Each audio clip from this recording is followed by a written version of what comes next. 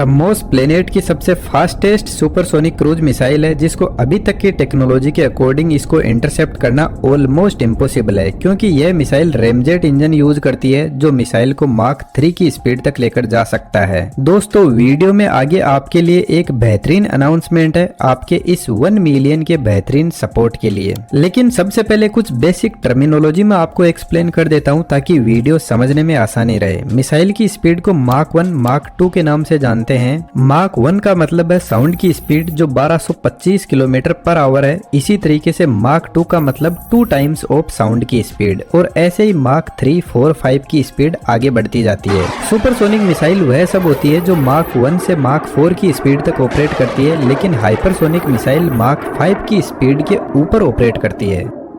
BrahMos missile को India और Russia दोनों कंट्रीज ने मिलकर डिजाइन किया है और ब्रह्मोस सेकंड पर काम चल रहा है जो एक हाइपरसोनिक मिसाइल होगी। लेकिन यह जो माक 1 की स्पीड है यह एक बैरियर की तरह काम करती है। इसको बहुत सारे मिसाइल पैसेंजर प्लेन क्रॉस ही नहीं कर पाते। चलो इसको थोड़ा सिंपल करते हैं। मान लो हमारे पास में कोई एयरक्राफ्ट है, यह हवा में नॉर्मल स्पीड यानी माक 1 से नीचे चल रहा है। अब जब एयरक्राफ्ट चलता है तो यह हवा के पार्टिकल पर फोर्स लगाता है और हवा के पार्टिकल साइड में होते जाते हैं। लेकिन यह एयरक्राफ्ट हवा में प्रेशर वेव जनरेट करता हुआ आगे बढ़ता है। मैं आपको बता दूं, जिस तरीके से साउंड वेव हवा में ट्रेवल करती है ठीक वैसे ही प्रेशर वेव होती है, क्योंकि साउंड वेव का दूसरा नेम ही प्रेशर वेव है। थोड़ा इसको और सिंपल करते हैं। जब एयरक्राफ्ट आगे बढ़ता है तो इन एयर पार्टिकल पर फोर्स लगाएगा। यह एयर पार्टिकल आगे के पार्टिकल्स पर फोर्स लगाएंगे। इस तरीके से एयर पार्टिकल की ऐसे वेव्स बनती जाएगी। इन वेव्स को प्रेशर वेव बोलते हैं। यह ठीक जिस तरीके से पानी में हम पत्थर फेंकते हैं और रिपल्स जनरेट होती है, ठीक वैसा ही यहाँ पर हो रहा है। अब हम एयरक्राफ्ट की स्पीड बढ़ाते हैं तो धीरे धीरे ऐसे लग रहा है जैसे यह जो प्रेशर वेव है वह एयरक्राफ्ट के फ्रंट साइड में जाकर इकट्ठा होती जा रही है। और ऐसा क्यों हो रहा है? क्योंकि इन वेव की ट्रेवलिंग स्पीड माक 1 तक ही होती है।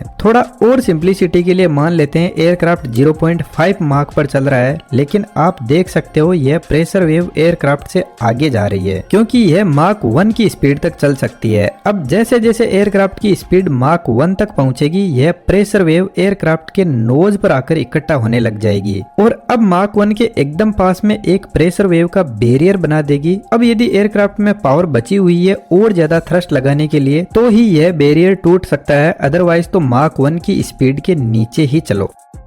तो वर्ल्ड वार सेकंड के अंदर जितने भी फाइटर जेट और एयरक्राफ्ट थे उनको ऐसा लग रहा था कि यार जैसे ही माक 1 की स्पीड अचीव करते हैं सामने कोई इनविजिबल भूत आकर खड़ा हो जाता है जो एयरक्राफ्ट को और ज्यादा स्पीड में आगे जाने नहीं देता। लेकिन आप लोगों की रफ्तार एयरक्राफ्ट इस बैरियर को तोड़ने के लिए अपने थ्रस्ट को और ज्यादा इंक्रीज करता है, जिसकी वजह से वेव्स जो इकट्ठा हो रही थी अब डिस्ट्रीब्यूट होने लग जाएगी और पीछे की साइड में एक कोन शेप में बढ़ने लगेगी। अब इस कंडीशन में कोन की इन दोनों एज पर हाई प्रेशर और टेम्परेचर पर शॉक वेव जनरेट होने लगती है। इन शॉक वेव का प्रेशर एटमॉस्फेयर के प्रेशर से 29 टाइम ज्यादा होता है, क्योंकि इस कोन के अंदर के एरिया के एयर पार्टिकल पर जबरदस्त एयरक्राफ्ट का फोर्स लग रहा है और वह स्पीड में इधर उधर भाग रहे हैं। लेकिन इसके बाहर जो एयर पार्टिकल है वह एकदम शांति से बैठे हैं। तो यह इतनी हाई स्पीड में चलते हुए एयर पार्टिकल जब शांत एयर पार्टिकल से टकराते हैं तो यह पार्टिकल इतना फास्ट दूर नहीं हो पाते, जिसकी वजह से शॉक वेव जनरेट होती है। हालांकि यह जो शॉक वेव का जो वॉल्यूम है वह जस्ट 200 नैनोमीटर का ही होता है। लेकिन ब्रह्मोस के साइंटिस्ट ने सोचा कि क्यों ना यह जो natural high pressure shock wave generate हो रही है इसी से मिसाइल को और ज्यादा रफ्तार दी जाए। तो इन्होंने एक अलग ही टाइप का इंजन तैयार किया जिसको बोलते हैं रेमजेट इंजन। और इस इंजन की सबसे खास बात होती है इसमें कोई भी मूविंग या रोटेटिंग पार्ट नहीं होता, लेकिन यह इंजन सुपरसोनिक स्पीड पर ही काम करता है, यानी माक 1 की स्पीड को क्रॉस करने के बाद ही इसको स्टार्ट किया जाता है।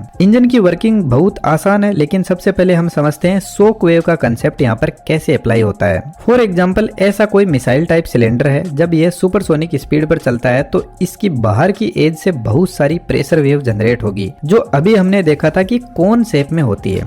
यदि सिलेंडर के अंदर की तरफ देखें तो अंदर की तरफ भी इन सभी प्रेशर वेव को मिलाकर एक कोन बनता जा रहा है। अब इन शॉक वेव के कंबाइन इफेक्ट को हम अलग अलग क्रॉस सेक्शन पर देखते हैं, जिसके लिए हम इसको यहाँ से कट करते हैं। अब धीरे धीरे कोन के नंबर को बढ़ाते हैं और जैसे जैसे कोन के नंबर बढ़ाते जाएंगे तो जो भी खाली स्पेस है वह फिल होने लग जाएगा। एक्चुअल में एयरक्राफ्ट या मिसाइल के नोज से इनफाइनाइट कोन निकलते हैं। तो अब यदि हम सिलेंडर के अंदर की तरफ देखें तो यहाँ पर एक naturally high thickness shock wave का कोन बन गया और इन शॉक वेव के पास मैंने पहले भी बताया था हाई प्रेशर और टेम्परेचर होता है। तो यहाँ पर बिना किसी कंप्रेसर के हाई प्रेशर और टेम्परेचर अचीव कर लिया गया। इसी को रैम इफेक्ट बोलते हैं। अब यह प्रेशर पहुंचता है आगे कंबसन चेंबर के पास में।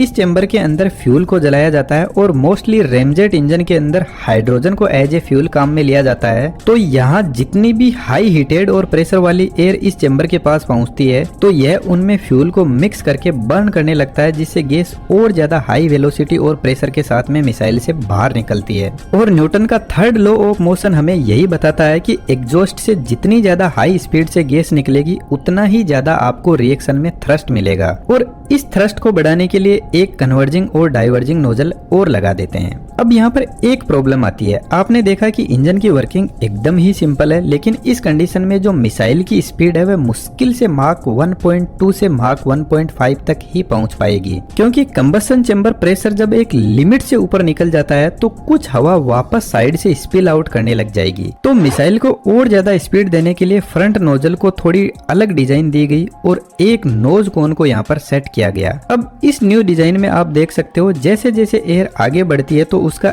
एरिया कम होता है, जिसकी वजह से एयर का प्रेशर बढ़ता जाएगा। अब यहाँ पर भी एयर स्पिल आउट की प्रॉब्लम हो सकती है, लेकिन यहाँ पर प्रेशर ओब्लिक शॉक वेव के इफेक्ट से बढ़ता है। फॉर एग्जाम्पल, जैसे हवा सबसे पहले फ्रंट नोज से टकराती है, उसके बाद में यह बाहर की बॉडी और नोज से टकराते हुए कंप्रेस होते हुए आगे बढ़ती है। इस टाइप की जो वेव जनरेट हो रही है इसी को ओब्लिक शॉक वेव बोलते हैं। अब यह वेव लास्ट में पहुंचते पहुंचते इसकी स्पीड स्लो हो जाती है और प्रेशर और टेम्परेचर इंक्रीज हो जाता है और फाइनली इस पॉइंट पर टकराकर यह एक नॉर्मल शॉक वेव से टर्मिनेट हो जाती है। इस प्रोसेस में एयर स्पिल आउट नहीं होती है, जिसकी वजह से कंबसन चेंबर को प्रॉपर प्रेशर और टेम्परेचर पर एयर मिलती रहती है। कंबसन चेंबर से हाई स्पीड एयर फ्लो हो रहा है तो यहाँ पर 2 से 3 मिली सेकेंड के अंदर ही फ्यूल का एयर के साथ में मिक्स होना जरूरी है। इसके अलावा इतने फास्ट एयर फ्लो की वजह से आग यहाँ पर बर्न आउट हो सकती है, तो फ्लेम होल्डर लगाया जाता है जो आग को बर्न आउट नहीं होने देगा। अब इस डिजाइन में यह मिसाइल मार्क 3 की स्पीड तक पहुंच जाती है, लेकिन रेमजेट इंजन में मार्क 1 की स्पीड तक इतना प्रेशर जनरेट नहीं होता है कि यह एयर के ड्रैग को हैंडल कर सके। तो मार्क 1 की स्पीड तक सॉलिड प्रोपेलेंट मोटर लगे रहते हैं जो मिसाइल को आगे बढ़ाते हैं। अब हम एक बार पूरा प्रोसेस देखते हैं कि यह मिसाइल लॉन्च कैसे होती है। ब्रह्मोस मिसाइल को सबमरीन, फाइटर प्लेन, इसके अलावा सरफेस से भी लॉन्च किया जा सकता है और इंडिया के पास में तीनों कैपेबिलिटीज है।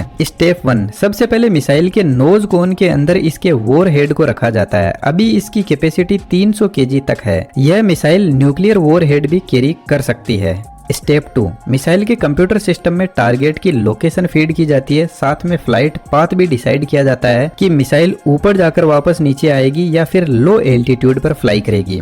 स्टेप 3, अब मिसाइल लॉन्च के लिए रेडी है, जिसके लिए ट्यूब में नीचे की तरफ गैस जनरेटर होता है जो हाई प्रेशर गैस से मिसाइल को बाहर फेंक देता है 15 से 20 मीटर की ऊंचाई पर। इस हाइट पर first stage solid rocket booster motor start होते हैं, साथ में ही मिसाइल पर लगे केप में भी थ्रस्टर होते हैं जो मिसाइल को टारगेटेड डायरेक्शन में मोड़ देते हैं और फिर केप रिमूव हो जाता है। अब मिसाइल अपने पाथ पर हाई स्पीड में आगे बढ़ती है।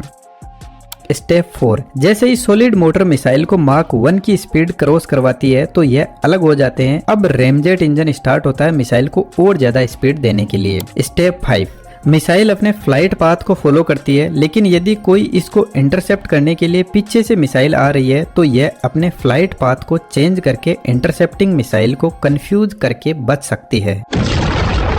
स्टेप 6, इसमें लगा INS और GPS sensor continuous flight path और अपनी ट्राजेक्टरी पर मिसाइल को आगे बढ़ाते हैं। इसके फ्रंट में रडार भी लगा रहता है। जब मिसाइल अपने टारगेट से 50 किलोमीटर की दूरी पर होती है तो यह अपने खुद के रडार से टारगेट को लॉक कर देता है और फिर इसके हिसाब से मिसाइल अपना आगे का रास्ता तय करती है। इस कंडीशन में यदि टारगेट मूव भी कर रहा है तो वह इससे बच नहीं पाएगा। स्टेप 7, फाइनली मिसाइल अपने टारगेट को जाकर हिट करती है और जो भी इसमें वॉर हेड है उसका जबरदस्त एक्सप्लोजन होता है। है। उम्मीद करता हूँ ब्रह्मोस मिसाइल की वर्किंग आपको डिटेल से समझ आई होगी। दोस्तों कोर्स की डिटेल डिस्क्रिप्शन में अवेलेबल है, तो जरूर से आप ज्वाइन कीजिएगा। यदि आपका हमारे से कोई भी क्वेश्चन है तो आप कमेंट बॉक्स में रिप्लाई कर सकते हो। मैं आप सभी के रिप्लाई करने की पूरी कोशिश करूंगा। Thank you very much.